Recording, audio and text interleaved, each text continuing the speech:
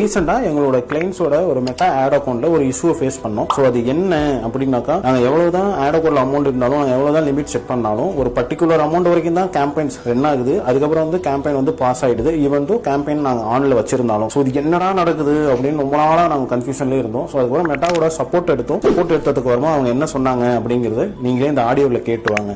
Spending limit can be increased by Meta when you continuously running your ads, you are following the Meta community guidelines, everything is good in your ad account, and our Meta system will increase your daily spending limit. So Meta சப்போர்ட்ல சொன்ன மாதிரியே அந்த account வந்து புதுசாக create பண்ணப்பட்ட account தான். So அவங்க என்ன சொல்றாங்க அப்படின்னா, நீங்க எவ்வளவுதான் ஆட் அக்கௌண்ட்ல பட்ஜெட் போட்டாலும், நீங்க எவ்வளவுதான் டெய்லி லிமிட் செட் பண்ணாலும், மெட்டா சைட்ல புதுசாக கிரியேட் பண்ணப்பட்ட அக்கௌண்ட்டுக்கு ஒரு சர்டைன் லிமிட் வச்சிருப்போம். ஸோ அந்த லிமிட் வரைக்கும் தான் உங்க கேம்பெயின் ரன் ஆகும். அதுக்கப்புறம் பாஸ் ஆயிடும். ஈவன் தோ உங்க கேம்பெயின் ஆன்ல இருந்தாலும் அப்படின்னு சொல்லி சொல்றாங்க. ஸோ இந்த இஷ்யூ வந்துட்டு எப்போ சரியாகும் அப்படின்னா, உங்க ஆட் அக்கௌண்ட் அட்லீஸ்ட் ஒரு 3 months ஆயிருக்கணும் அப்படின்னு சொல்லி அவங்க சைட்ல சொல்றாங்க.